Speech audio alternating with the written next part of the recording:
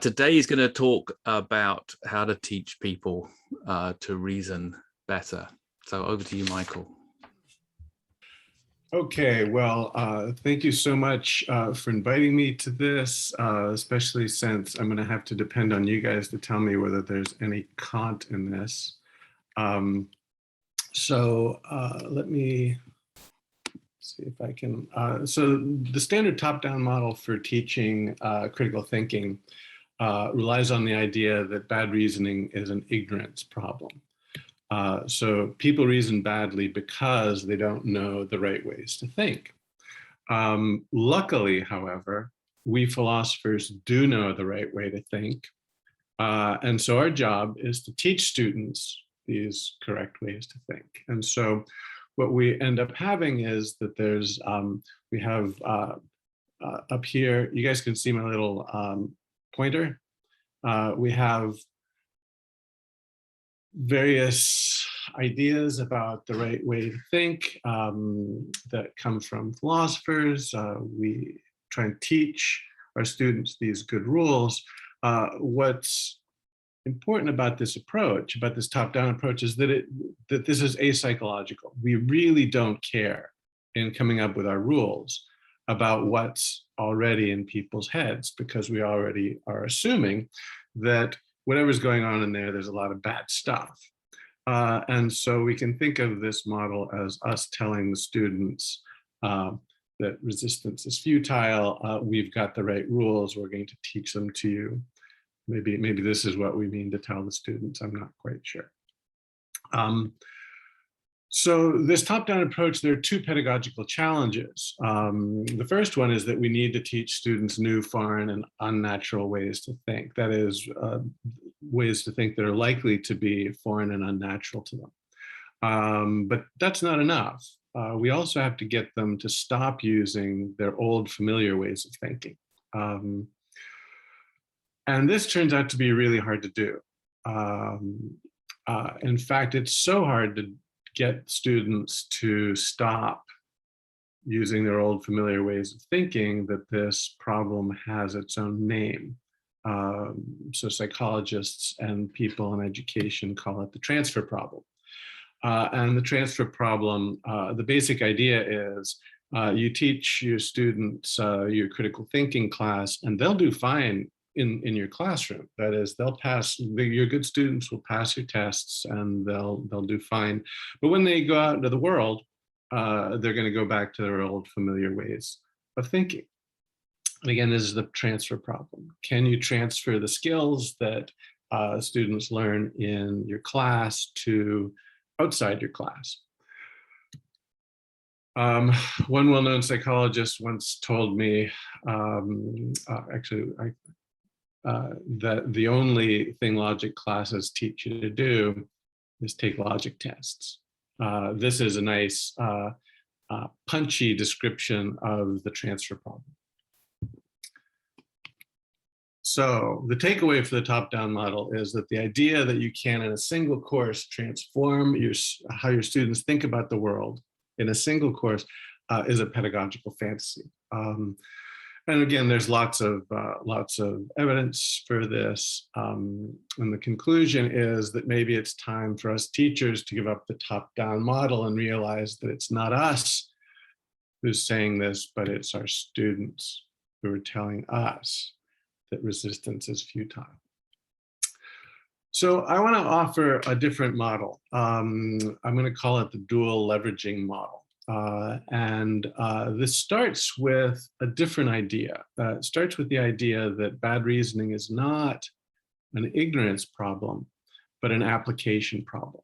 In other words, for many important problems, not all, but many important problems that people face in their day-to-day lives, people actually do know the right ways to think, but too often they just don't.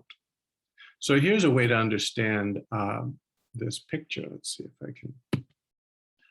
So when somebody reasons badly, here's the ignorance problem. You might assume that they only have a bad rule, and the reason they're reasoning badly is that they have this bad rule.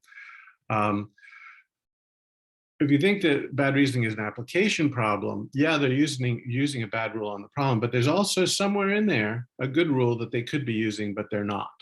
And so so the basic idea behind my approach to teaching critical thinking is that bad reasoning often is an application problem rather than an ignorance problem. So we can distinguish two notions of rationality, perhaps. Natural rationality is the idea that we implicitly know good rules for most of the problems we face, and yet we can be actually irrational in that we don't use the good rules that we have. And there's a lot of, and so the goal of a critical thinking class is not to sort of impose a new set of rules on how students think, but rather the goal is to turn naturally rational students into actually rational students. So some terminology. So sometimes we use the good rule, and so when we do, we'll call these easy cases, and when we don't, we'll call those hard cases. So the dual leveraging technique, the first lever is from natural rationality to explicit commitment. So what you do is you introduce an easy case. Cases in which students are naturally inclined to use the correct rules. So let me give you an example. This is an example I might use. So I used to coach soccer or football for the rest of the world. This 13-year-old, he was 6'2". He was very tall. He was taller than me. And I said, you know, interesting fact about this very tall teenager is that his best friend was shorter than him. That's sort of interesting. Have you ever noticed that people who are really tall, their best friends tend to be shorter than them? I wonder why that is. And in this particular case, everybody gives you the right answer. They might not be able to describe what the good reasoning is, but they'll talk about regression, right? Well, somebody who's really tall, there's just, you know, the only people they have to choose from are shorter than they are. And so, of course, their best friends are going to be shorter than they are. Okay, so then what you do is you extract an explicit commitment to the rule. And this is the first instance of leveraging. So you get them to tell you what rule they're using, you help them articulate the rule, and you get them to endorse the rule. And there are studies that suggest that people are, when given the choice, disposed to endorse good rules rather than bad rules. Then you want to build confidence. And the way I do this is I just keep talking about the rule, and I wait until I get what I call the bovine look from my students. And that is the look that they're totally bored because I keep telling them things that they already know. And I want this frustration from them. I want them to be looking at me like, dear God, please go on already. We already knew this. You're not informing us about anything that we didn't already know. And this is something that they will do. It's called the hindsight bias. They'll be sure that they already knew this. And again, I want them to publicly commit to this rule in a way that's pretty aggressive. So then the second lever is from their commitment to the rule to actual rationality. That is, applying the rule broadly, not just to the easy cases. And obviously what you do is you introduce hard cases. And students who are not actually rational will often not use the good rule. And let me give you an example of that. So I'll say, well, you know, when I was in graduate school, I had this professor and she was really brilliant. I mean, really brilliant. And she married somebody. The person she married was not, I mean, it was very intelligent, but not as brilliant as she was. I wonder why that is. And sometimes you will get students offering all sorts of psychological hypotheses about why brilliant professor married someone who was not quite as brilliant as they were.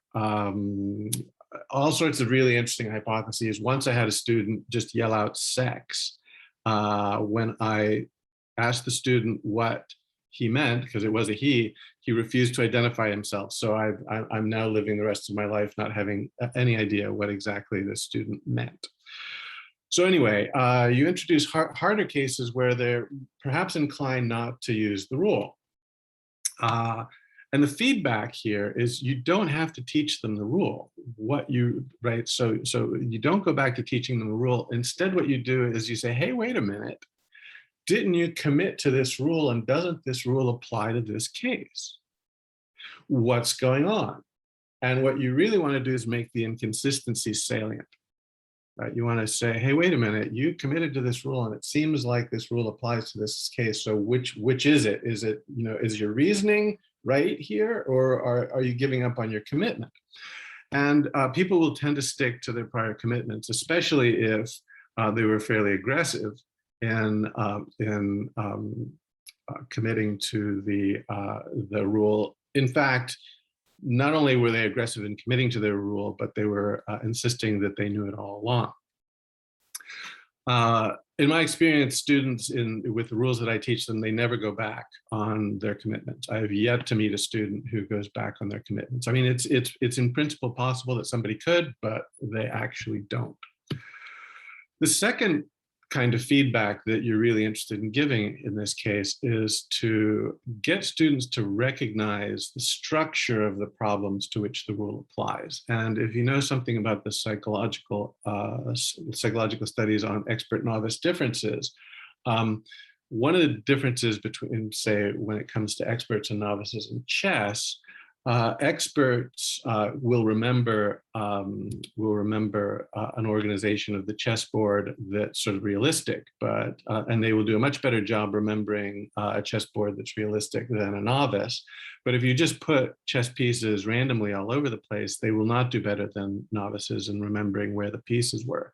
And the idea here is that what the expert sees is something deep and structural, whereas the novice is just looking at sort of the superficial. And so what you really want to do is get them to recognize why the rule that they have committed to applies to these cases. And that really is what you're trying to teach them. So here's a conditional conclusion. If I'm right that people are naturally but not actually rational, in other words, if bad reasoning is an application problem rather than an ignorance problem, then it should be possible to perhaps dramatically improve how people reason. So let me tell you a little bit about the evidence. This is an unpublished manuscript. We're still writing.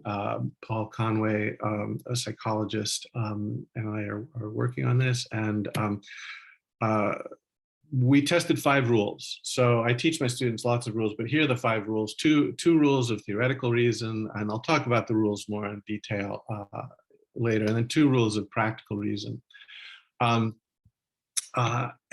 there are 2 cohorts of students. So the first cohort took my class in the fall of 2018. And so I'm comparing my critical thinking students to control students. These are other other students who took non-critical thinking classes, introductory philosophy classes at the same time. So I did a pre-test before the semester started, so in the first week of the semester, post-test at the end of the semester. Then I waited 4 months, and I gave them the same questions again. And because I was so shocked by this result, I gave them a second delayed test that was totally different. So the first delayed test was the same, the second one was different. So let me walk you through the evidence. So here's the so for the questions, and I will show you the questions. I'll probably rush through them so you won't actually be able to read them. But so the pre-test, so bigger bars is basically better answers. So the pretest, basically the control students in red and my students in blue were roughly the same. The end of the semester, not surprisingly, my students did a lot better on these 5 questions. And again, it wouldn't be entirely surprising if, in the class, when they're taking these quizzes just before the final exam, that my students are much better on these questions than control students. But what about 4 months later? Right? What about 4 months later? Turns out that that the effect pretty much stayed the same. I was so shocked by these results that I felt like I needed to give them a second test, testing the same 5 rules, but giving them new examples that they hadn't looked at before. And here was the result of the second post-test, still 4 months later. These are large effects. So these are big effects in the social sciences. So the second cohort, I decided, okay, so they did 14 months. How about 16 months later? So this is the second cohort, did the pre-test, post-test. We waited 16 months and we lived through a pandemic. And then 16 months later, I gave them a different delayed test. So there was no post-test that was the same. So it was pre-test, post-test that were the same questions, delayed test, 16 months later, different questions. So here's the result. This is pre-test, post-test. This is at the end of the semester. So this is not 16 months later. So again, not entirely surprising. At the end of the semester, my students are doing much better than the control students on these questions. 16 months later, the effect is still quite dramatic. Okay, so let's look at the details. So the causal rule. So here's what I teach them. It turns out I have these little ditties. When I was younger, I used to write limericks. And I've decided to use this power for good now that I'm older. And so I have these little ditties to help the students remember the rules that I'm trying to teach them. Turns out, I didn't know this, but there is evidence that that people will find if you tell them something and what you're communicating is the same, but one rhymes, they're more likely to believe the rhyming message than the non-rhyming message. I don't know why that is, but causal arguments have holes if they don't have controls. There's one of my ditties, and here's the question. This is the pre-test and post-test. Basically, an anti-crime law is passed, the crime rate goes down. That's the only information I give you. Does this give us reason to accept the conclusion? So I'm going to show you these charts. Let me walk you through them. So this is the pre-test. The red students are the control students, so those are not my students.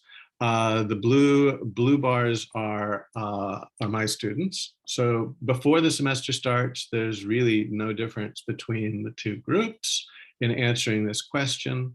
This is the response rate on the left, and on the left is, the premises give us no reason to accept the conclusion. In the middle, they give us some reason to accept the conclusion. On the right, they give us very strong reason to accept the conclusion.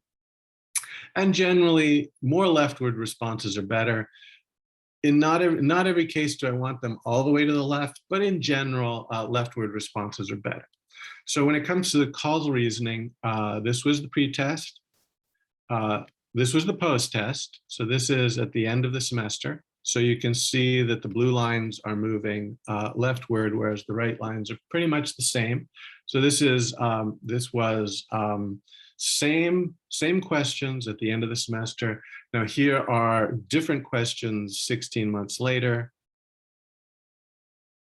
Still a fairly impressive difference. So let's see if I can, so the regression rule, if something impresses, it probably regresses. So there's my little ditty for the regression rule. and here's the example. The basic example is that Sam's a good baseball player. After he has a poor performance, he does these mental exercises. And what you find is after the mental exercises, he does better. But is it the mental exercises or is it just progression? Because of course he's doing the mental exercises only after a poor performance. So after a poor performance, you'd expect him to do better just as a result of regression. So does this?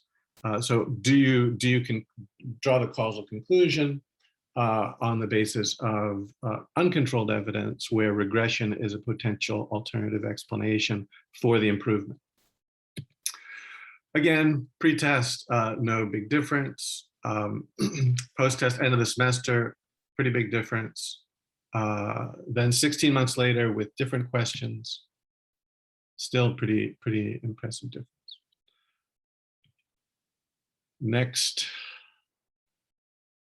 this is coming up slowly on my end. I don't know what it's looking like for you guys. Sunk cost rule. So now this is a rule of practical reason. So wasted money and time will vex if you let them, but when making decisions, it's best to forget them. So the basic idea here is you put a non-refundable deposit down on a vacation, then you realize you might have more fun doing something else. How much does that deposit, the non-refundable deposit, weigh in your decision making? The sunk cost principle says it shouldn't weigh at all. So let's see what the students say. So this is the pretest. So before the semester starts, or in the first week of the semester, people tend to weigh the sunk cost in their reasoning, in their practical decision making. At the end of the semester, this is my colleague tells me this is as big an effect size as you will tend to find in the social sciences. It's interesting about the sunk cost principle or the sunk cost rule because of all the rules I teach, this is the one that philosophers sort of buck at the most. So this is the one that you have philosophers saying, this is not a good rule. And indeed, the students, when you introduce the rule, this is the one where they tend to buck the most, where they tend to have doubts. And yet it's the one that brings at the end of the semester sort of the biggest, most surprising sort of effect. So how do they do 16 months later with a different question? Still quite large difference. Opportunity cost principle. If an option's imperative, you have reasons comparative. So the basic idea here is when you're thinking about your options, when you're thinking about what to do, try and consider good options. So the basic idea here, and the reason I teach this rule is, and I think I have time to tell you a little story.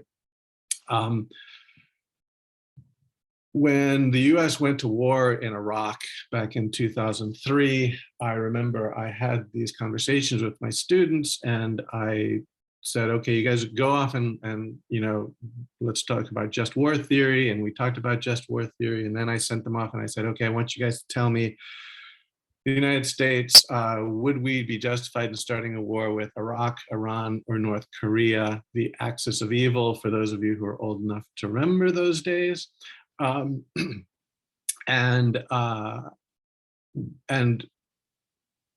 of approximately 100 students, excuse me, I might ask you to guess how many of my students, this is when I was in Iowa, thought that it was a good idea for the United States to start a war in Iraq.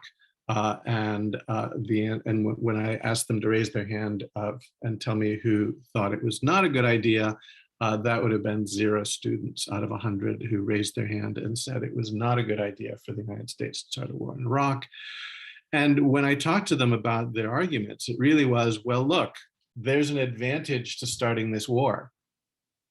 We get rid of Saddam and Saddam's a bad guy. There's an advantage, therefore let's do it. And what it seems to me that they were doing is not considering alternatives. They were just taking something that had an advantage, and yeah, getting rid of Saddam, other things being equal, would have been good for the world.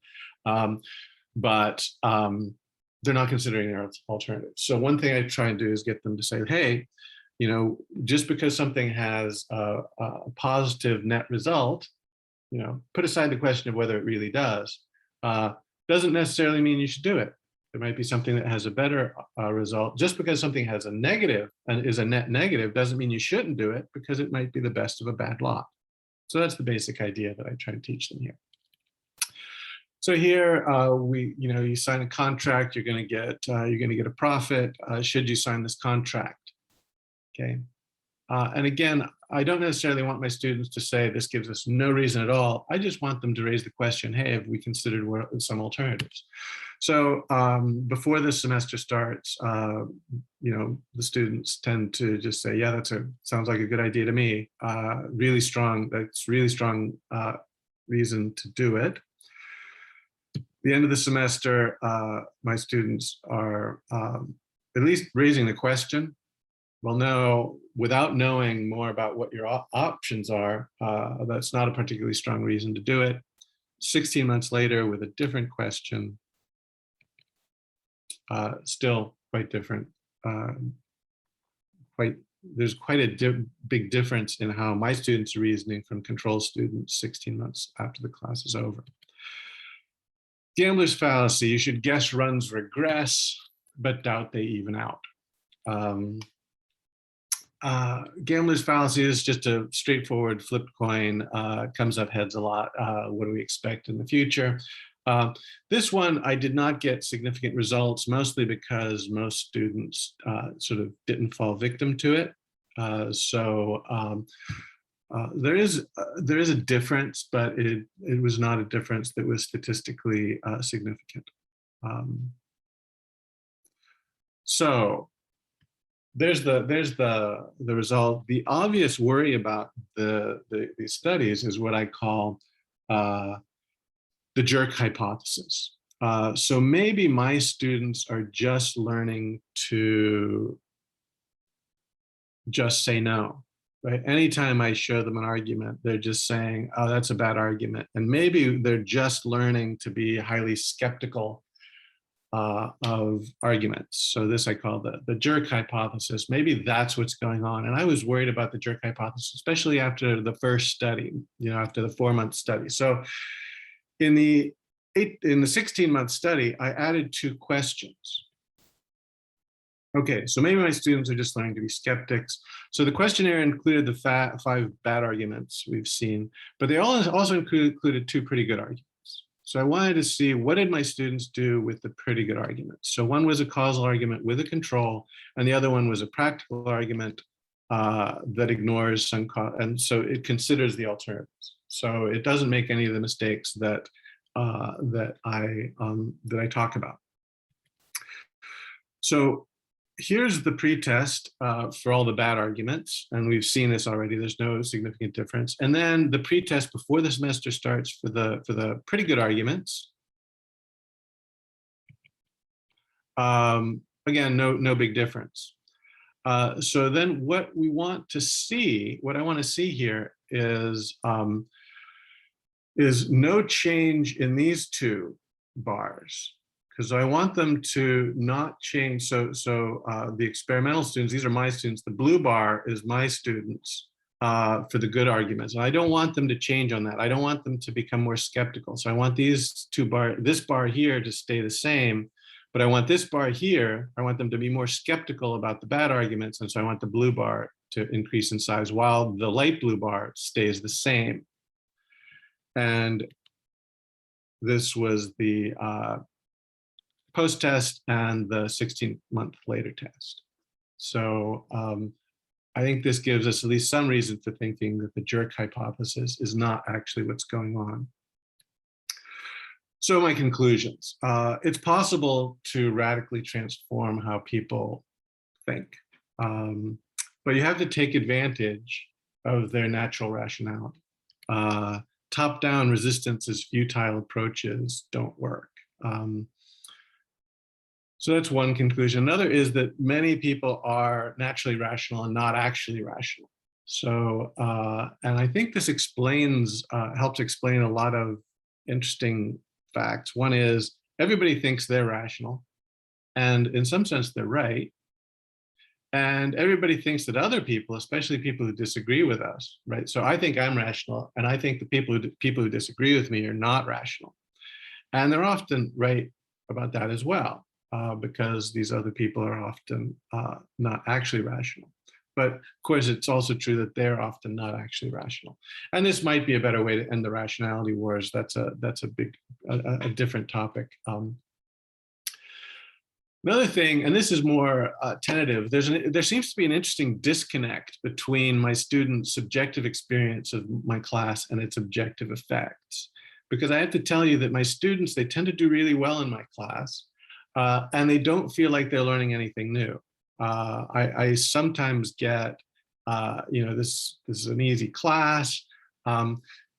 The other day, because I'm teaching this class again, I was talking to the students and I say, are you guys feeling that, a lot of this is repetitive? Because I keep hitting them with my class is cumulative. So as soon as I introduce a rule, they will see hard cases for the rest of the semester, right? And they're, yeah, this class, quite honestly, sorry, professor, but it is pretty repetitive.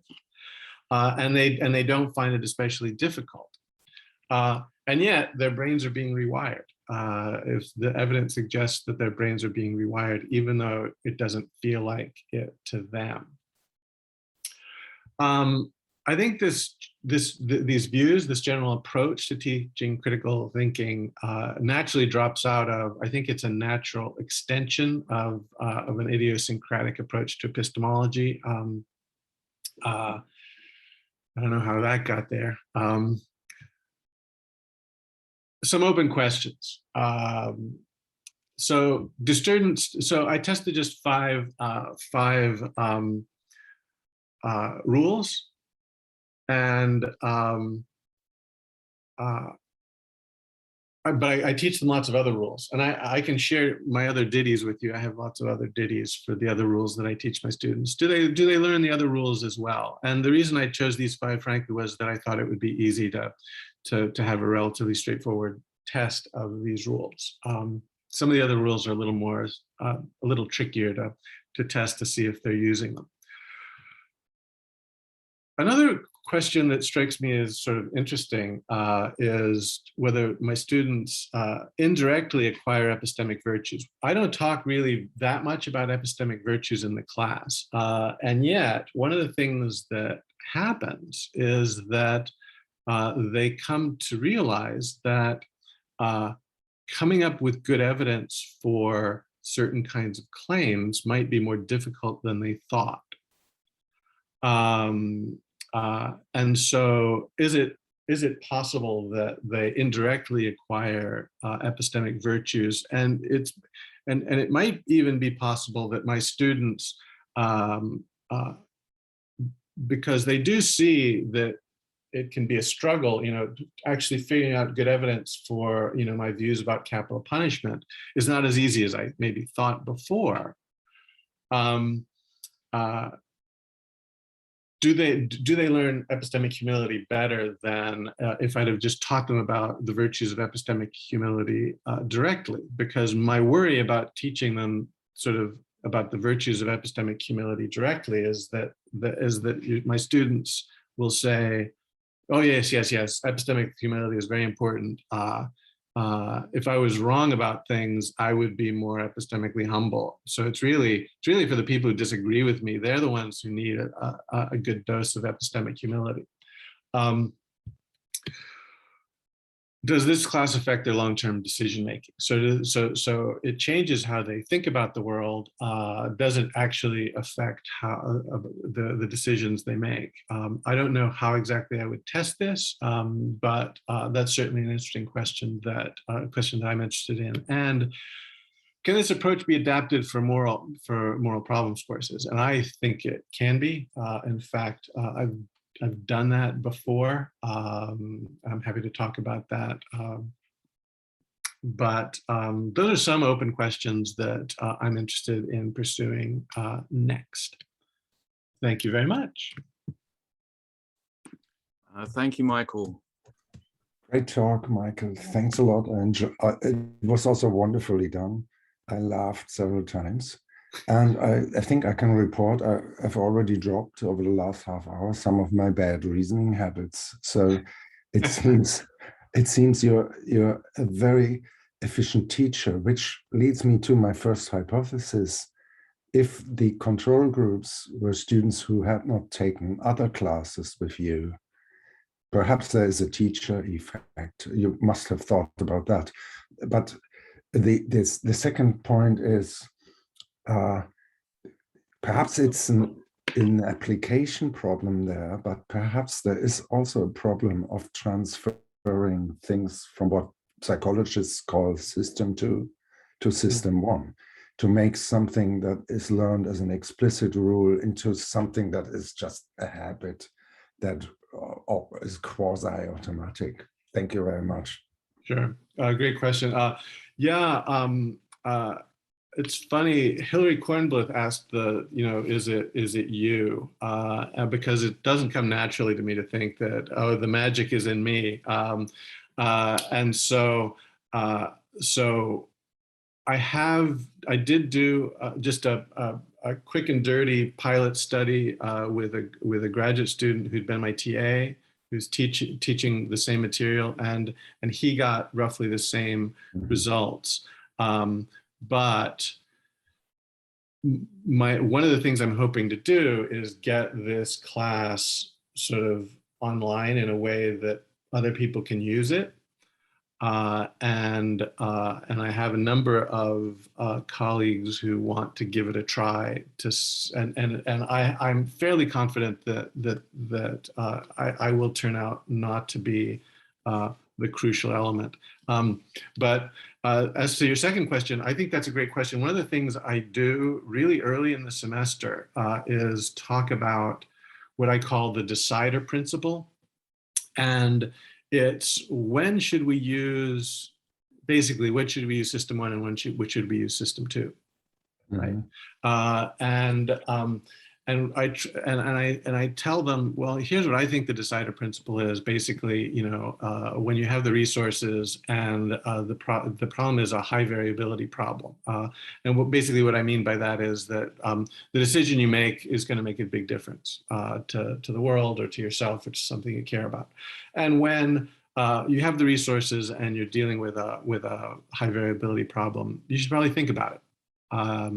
And so I do have built into the class this idea that, hey, for most of the decisions you make, using rules is fine, and it's no big deal. So if you're deciding what socks to wear, in fact, I talked about this with my class the other day, because we do talk when it comes to the opportunity cost principle.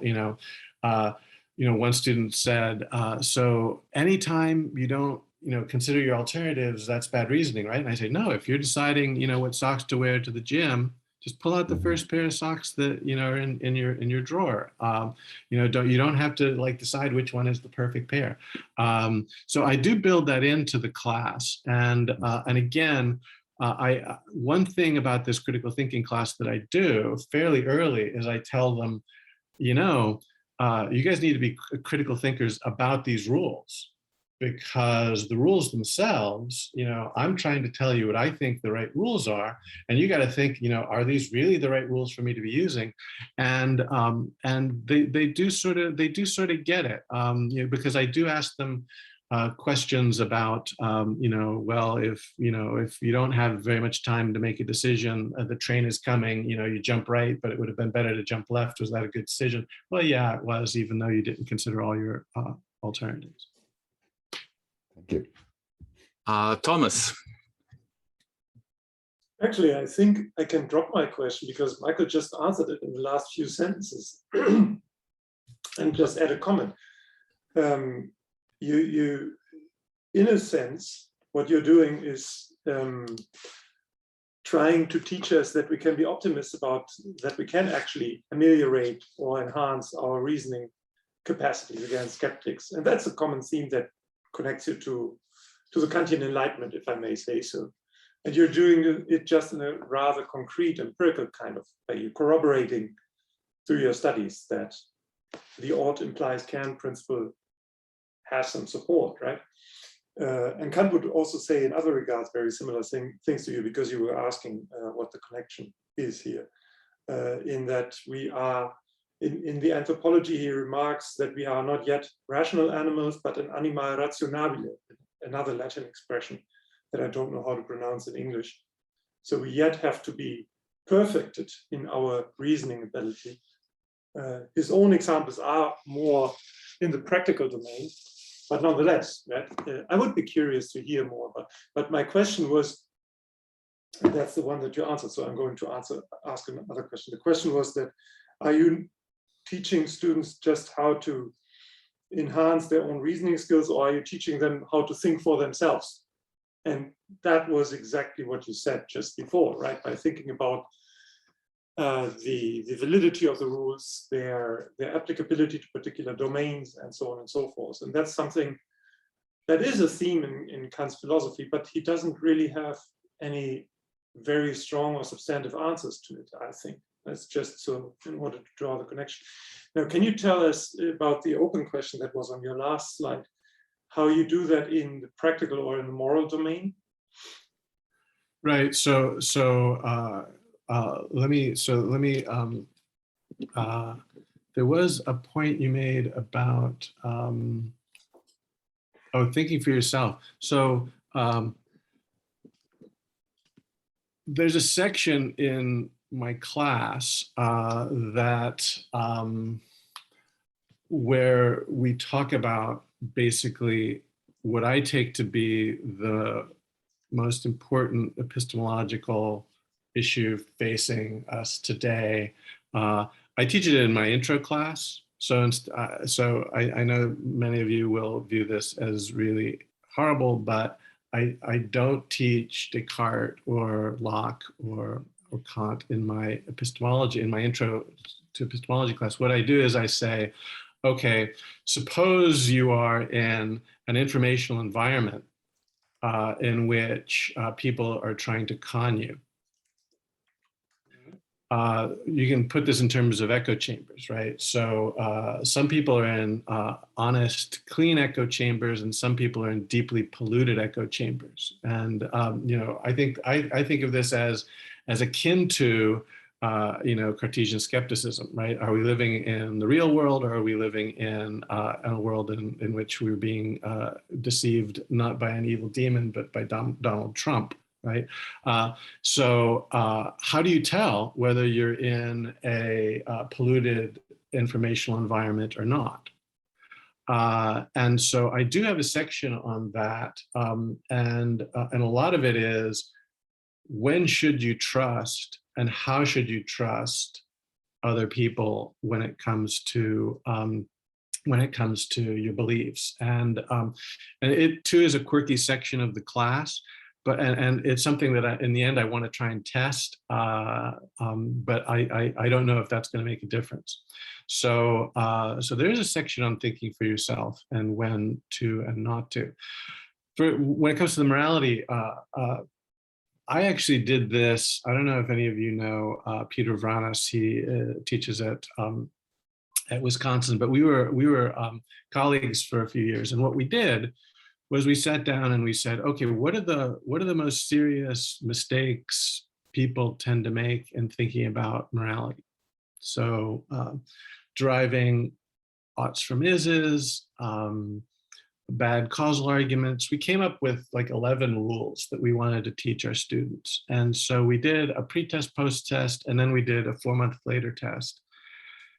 And the results we got were, not surprisingly, the post-test at the end of the semester, our students were doing great. 4 months later, students who got A's and B's in our classes and in the control classes, there was a significant difference, but when you added everybody together, there was not. We never published this because Peter at this time did not have tenure. and he thought that publishing in pedagogy would destroy his philosophy career. And so we never published this. I figure I'm old enough now and deep enough into my philosophy career that I don't mind destroying my whatever there is of my philosophy career. So that's why I'm doing this now. Would you think? So I recently read some psychological work now that does try to do what you're doing for theoretical reasoning mostly. And the author said that one thing that is very important is that we all want to be, and Jens mentioned that point as a Kantian point as well, we all want to be good. There's a natural inclination by most human beings to be good. Would you think it would make a big difference in the question of how to ameliorate human behavior towards more morality if you would find out ways by which people realize what the actual gap is between their desire to be good and their actual performance? Because that was the empirical hypothesis of the author, saying that by finding the right ways not to think for oneself, but to think about oneself, about namely one's own moral self-concept, as it were, and how far that is actually from one's own preferred moral theory, as it were, that would actually have a causal effect upon the moral behavior of persons. Yeah, I mean, so for me, so one of my big complaints about critical thinking classes, and I have the same complaint for sort of practical moral problems classes, is, and again, it depends on what your goal is for, the practical moral problems class. But when it comes to critical thinking classes, it seems to me that that those of us who teach it have not always been very good critical thinkers in thinking about how to teach this class. Because if something, so think about it, if your computer or your car or your knee isn't working right, what's the first thing you do in trying to fix it? Well, the first thing you do is diagnose what the problem is. If you don't know what the problem is, then your attempts to fix it are likely to be ineffective or maybe even counterproductive. So for me, one of the questions really is, when it comes to people behaving badly, is trying to figure out why they're behaving badly. So when Peter and I did this study, 20 years ago, we mostly focused on, well, what are the mistakes that we see our students making when they think about moral problems? And we tried to resolve that. But when you think about sort of just more practically, why do people behave badly when they behave badly? My guess is, and this is entirely a speculation, has more to do with who we identify with and how we view ourselves than with how we reason. It's who we trust and who we feel we're affiliated with. Yesterday I told you guys I have family members who are what's the term that's used? It's not anti-vaxxers, but they're diffident about getting vaccinated. And I would not say that they're bad people at all. They're really generous and good people by and large. They're not dumb. They're quite smart. They're fairly successful. What the heck is going wrong? I don't think it's just sort of what's going on in their heads. It's who they're identifying with, who they're trusting. I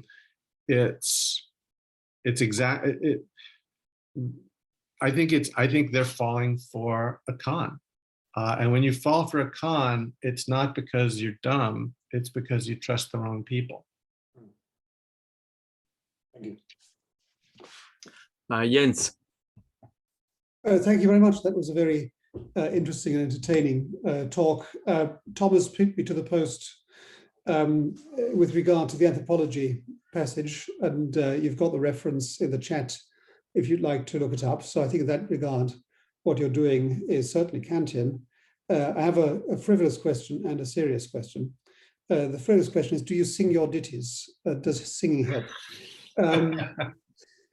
The serious question is about humility that you mentioned towards the end of your talk. And I feel deeply divided about this because on the one hand, you think, gosh, so many people are so certain about first order moral views these days, and shouldn't they sort of, eat from the porridge of humility with large spoons, and on the other hand, I think we all have our red lines, right? We think certain views are so abhorrent that we shouldn't even contemplate them. And we think of sort of things like the stuff that Elizabeth Anscombe says in Modern Moral Philosophy, which I would say, I think if you think it's all right to contemplate killing innocent people for the sake of some ulterior end, you have a corrupt mind, and I don't want to talk to you. So we all have our red lines. But the question is just, where do you draw the line, right? And should we sometimes entertain things we're not prepared to entertain because we might be drawing the red line in the wrong place? I think capital punishment is an extremely good example, because I suspect I speak for pretty much everybody here in that it's not something we tend to be in favor of. But if you look at the arguments against capital punishment, and if you look at what AI says and so on, there's some that's incredibly weak and circular, and they present 7 arguments, really only 1.5 at best. And then you say, hang on, they've been doing it. Some civilized nations are still doing it. Is it really so clear that capital punishment is a bad thing? And I'd like to believe it's a bad thing, and we shouldn't do it. But I'm somehow shaken in my conviction. So do you have any kind of advice how to deal with the delicate balance between humility on the one hand and certainty on the other hand? Yeah. So I don't sing the ditties. I did when I was younger. I was in a number of bands, and I played the guitar badly. I mostly plonked on the guitar, and my bandmates used to tell me that I could play all I wanted, but to stay away from the microphone. So, I don't sing the ditties. The humility question is really an interesting one, right? Because it really is there's kind of, your point is, the way I see your point is you need to use wisdom or judgment in deciding where, you might be wrong, and where, this is just not a legitimate question to ask, and or to entertain. I don't have anything I don't really feel like I have anything interesting to say there that you guys don't already know. It's a tricky case, and for me, living in Florida, where capital punishment is going on just down the street. I live in Tallahassee, and I drive by the prison a couple times a week, probably. For me, there's really a number of questions. One, it has to do with sort of empirical claims that ground people's views about capital punishment. And there I feel fairly confident that I can make my students feel more humble about their views. And I actually put this on Facebook just the other day. So a little, this is really anecdotal, but one thing I did do when I talk about causal arguments. So, in order to know whether X causes Y, you need to know, you're really asking what difference does X make to Y? And in order to know that, you really need to know what happens when X is present and when X is absent. Okay, that's good. When it comes to, Snickers cause zits, they're all for it, right? So yeah. I can extract from them a commitment to that basic idea that you need to know what happens when X is present and when X is absent. But then I say, okay, well, capital punishment causes violent crime to go down. All of a sudden, they're giving me narratives. They're not talking about the evidence they have about what happens when capital punishment is present, what happens when capital punishment is absent. And so what I can do is I can say, and again, this is just an example and a really sort of dramatic example for me of taking the rule that they are more than willing to embrace, right? Because often I will put myself in the shoes of the person giving the bad argument. Oh, yesterday I ate Snickers and today I broke out with zits. Oh boy, that must mean Snickers cause zits. And they're, oh, Bishop, that's such a terrible argument. Let me explain why. And I'm like, really? Are you sure? Are you committed to this? And absolutely, you need to know what happens when you want a big group of people who eating Snickers, big group of people who aren't, who are relevantly similar, and then see if there's a difference in zit production. Cool. Now all of a sudden, when we're talking about capital punishment, they're coming up with all sorts of narratives, and that's when I say, wait. This is just a causal claim, right? And in some sense, teaching them causal arguments, the crucial bit is not teaching them that X causes Y, or that you need to know what happens when X is present and X is absent. The crucial bit is teaching them that, hey, that's a causal argument. What you're arguing for, the conclusion there, that's a causal claim, and so you need to bring to bear the same sort of structure that you brought to bear as Snickers cause zits. Okay, so one thing I did is I asked them, do you have good enough evidence for believing whatever the heck it is you believe about capital punishment? If you do, if you feel like you have good enough evidence, tell me whether you're willing to share that evidence with the class tomorrow. Because I will, if you say true here, if you say you're willing, that you have enough evidence, I might cold call you in class. That is, I might just call out your name and say, please share with us the great evidence you have. And with 100, and I asked this about 4 different issues. And I have about 120, 130 students in these 2 classes. So altogether, that's 500 answers that I was able to get. Do you have, and so it was on the effects of taxation, the effects of poverty programs, the effects of stimulus during a recession, and capital punishment. And of 500 potential answers I got, 1 person said yes, they were willing to share 2 of their opinions. That was it. Everybody else was, no, thank you. I'm not gonna, I don't have enough evidence to share with the class. And I actually didn't cold call the person, but he did speak up. And it turns out that he didn't actually have good evidence. What he basically told the class was, well, I used to know what Investopedia said about some of these issues. And that was what he had. And so in that respect, I feel like, like humility is a good thing. Now, when it comes to thinking about sort of the moral principles, that's much tougher. I don't know what to say there. Yeah.